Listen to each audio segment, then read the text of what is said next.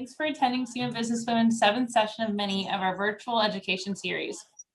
SBN's Resources and Events Committee continues to deliver virtual events to provide valuable resources to our members and to provide solid networking opportunities to you to continue to network with your peers. In today's session, we've asked Christine Ashmore, Senior Vice President Financial Advisor for Morgan Stanley, to talk about reducing micromanagement and increasing employee self-sufficiency. She's going to advise us on the importance of empowering your team to increase their confidence, efficiency, and productivity. She'll prepare us as managers with best practices to ensure that we're comfortable dividing up responsibility among our team, but also ensuring that you're aware of progress and goals. Christine has been managing teams since she graduated from business school from SMU. These teams not only included her direct reports, but she also performed the role of both analyst manager and administrative assistant manager at the Dallas Private Bank during her time at JP Morgan. Christine is very philanthropic and has volunteered for many charitable boards. She's chaired the membership committee of several boards, which included managing the board members. Just to start today, I thought the best way to start would be to talk about what micromanagement is and how to identify it. Where can we draw the line between managing well and micromanaging, and what are the downsides to micromanagement? That's a great question. And I think a good place to start, Allison, is why don't we define what micromanagement is?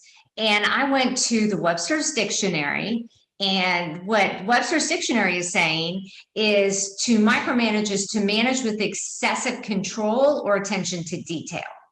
So now that we have that kind of laid out, let's give some examples of what micromanagement might look like in the workplace. So if you resemble any of these, or see any colleagues who resemble any of these, you might want to pay a little bit closer attention to the rest of the presentation. So do you have a long list of pending approvals and decisions? Have your employees recognized that if they try to move forward with a project without getting your approval, you're probably going to make them redo it? Unfortunately, that's a real big issue with micromanagers. And number two, do you not trust your employees to perform a meeting without you with people that you consider important? Senior executives of the organization, your boss, key clients. Number three, do you insist that your employees copy you or blind copy you on all communication, again, to people that you deemed important or on subject matter that you deem important? And then last but not least, because this one is pretty key, do you have high turnover on your team or possibly low employee satisfaction? Because that's a big problem. When you have a high performer, when they do feel micromanaged and they feel like they can't kind of spread their wings, they'll quickly leave and find a team where they can. So if these sound familiar, what kind of impact can that have on your organization? But before I go into that, I want to mention real quick, micromanagement is actually a very natural thing. You are promoted because you have done a really good job at your job. And therefore, you want to keep doing that because you know you're good at it. And you tend to fall back into what's comfortable. But by doing that, you're not only hurting yourself because you're hampering your career development, you're also hurting the people who work for you and their career development. Another key takeaway from micromanagement is you're reducing your effectiveness as a manager. If you're caught up in the details, you're not looking at the big picture. You're not really steering the ship of the team and the project, that bigger strategic direction. And then, as we said before, micromanaging really interferes with the development of your team. One of your key jobs as a manager is to grow competent and independent employees so that they can naturally move up in the organization. And if you're micromanaging and you're not letting them kind of expand their abilities, then they're never going to be in a position to move on to, higher roles within the organization or at other firms. Okay, so it looks like the biggest split is between worried about your report not getting tasks completed, and lack of task-related skills in direct report, which is definitely interesting. I chose the first one also, so I think we both relate to these for sure. And we'll be keeping these in mind as we keep going through our questions today. So I'm going to hop to the next one, which is when you're working with a new team, what do you do to get started establishing the team dynamic? How do you determine like what the expectations will be between manager and direct report? Yeah, I think like that's a great question.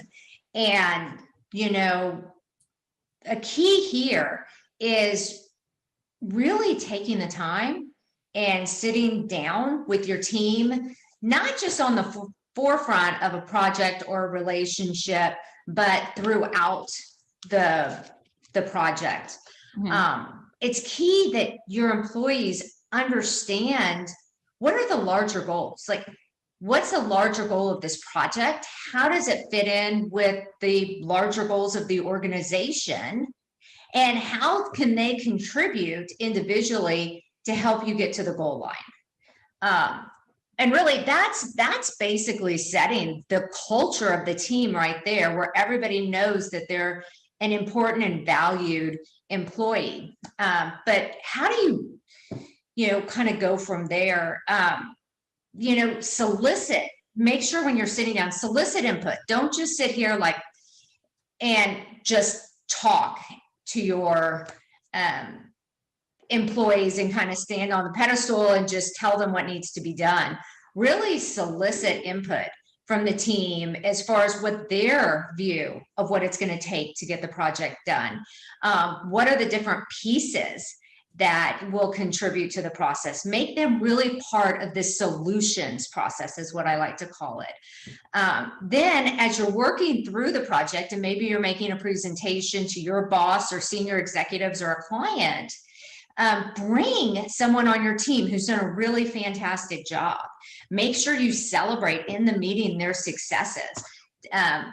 They'll tend to work harder for you, I have found, take more risks, and we want our employees to take some risks. That's how we all grow. Right. If they have ownership in their success. And this is a way of giving them ownership in their success. And then very importantly is there has to be accountability among the team. And this isn't just accountability to the boss or the manager. This is accountability across the team to each other, that everyone's contributing. And a great way to start this is make sure you have clear and concise conversations amongst the team. That constructive criticism is not only freely given in obviously a very respectful way, but that it's solicited from the employee to other employees. Hey, how did I do on this project? What could I have done better? That just makes the whole team stronger. And it has to start at the top. I think it's okay for the manager to come out and say, hey, what could we have done better? How could I have supported you better? So I think it's really important for this to be everybody on the team and not just the feedback you're giving your team members. And then last but not least, let your employees know you're willing to get in the trenches with them. At the end of the day, this is a team project. It's a team solution. And sometimes you have to throw job titles or job responsibilities out the window. And the team needs to know that we'll all do whatever it takes to meet our deadlines and produce a quality output that is of the level that we expect from ourselves and the team as a whole. Yeah, I love that. I think a lot of people forget about that sometimes when they become a manager, but it's definitely a really important thing to keep in mind. So it sounds like another major factor that's kind of being intertwined through what you're talking about is understanding each team member and understanding what drives each person to do well. How do you figure that out? How do you find out what drives them, and how does that impact how you manage them? Yeah, another really, really good question. So I appreciate you bringing it up. And I think a lot of it boils down to understanding what motivates different individuals. I kind of was personally shocked to find out it wasn't just purely money and compensation, right? I get up every day to go to work so that I can get paid. But that's not it. Some people are driven by job title. They feel like respect is given based on what their card says. A lot of people, and I think it's especially being recognized during this time of COVID, flexibility is becoming a key driver, right? Hey, I've done a really good job. You know that I'm going to get the work done for you. Give me the flexibility to go pick up my kids from school and either come back or log on to the computer at home and get the job done. So I really believe that if you can figure out what motivates people, they are going to do, and you can help them meet those goals that they have, they're going to do whatever they can to get the job done and get it done in a, you know, in an effective and efficient time frame. So that's easy to say. How do you do that? How do you get to know your employees well enough that you can understand what motivates them? And I kind of go back to something one of my managers said to me. And he said, I don't want you to think of me as your boss. I don't want you to think of me as your manager. I'm your mentor. I'm here for you. I'm here to help you grow and help you develop. And he really approached everything from that perspective.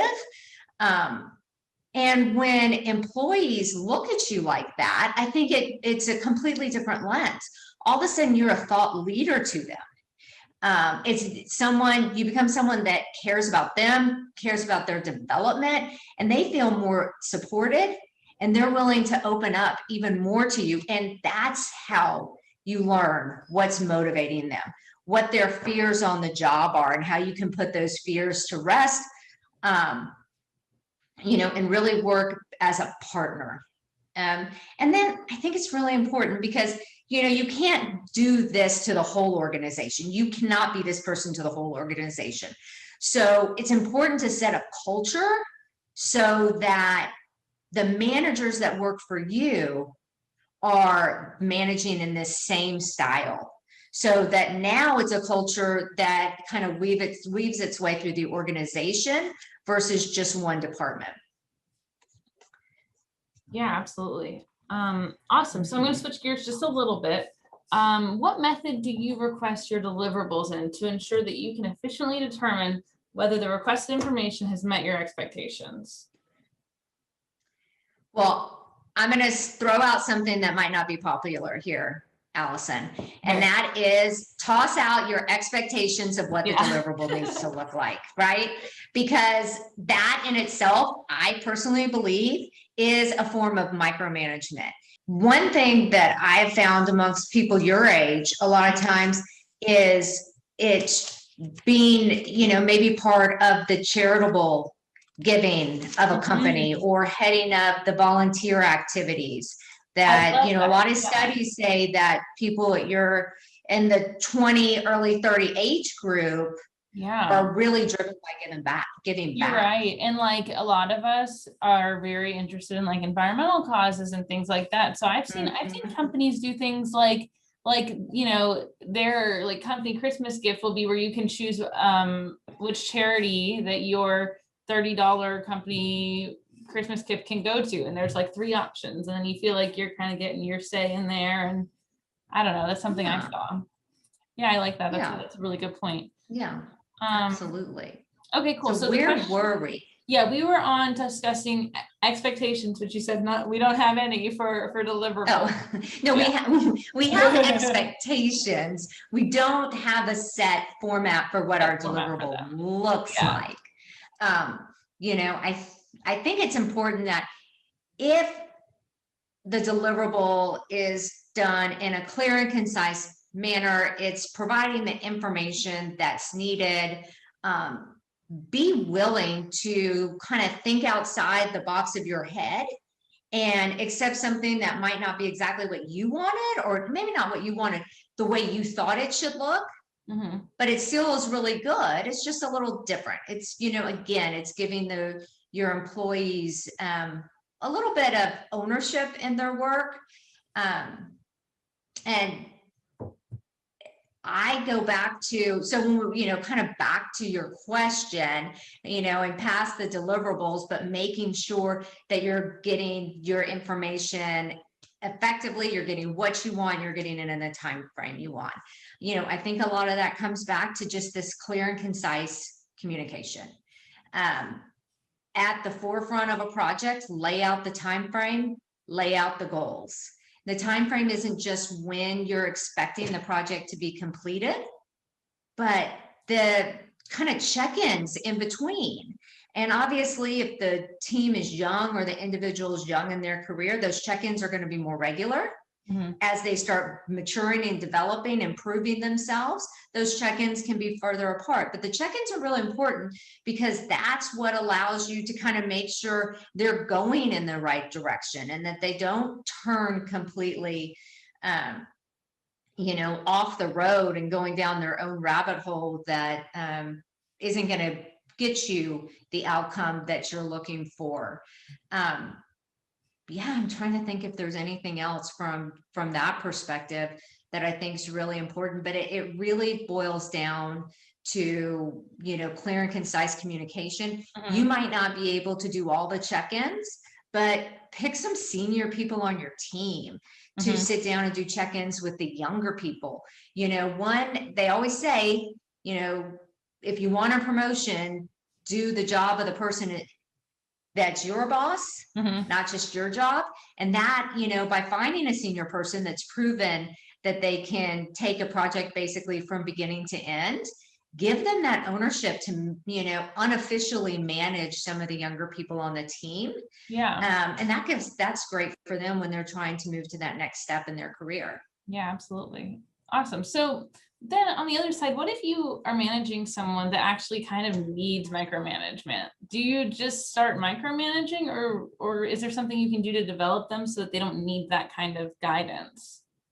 Well, I think we always have to take the time to invest in our people.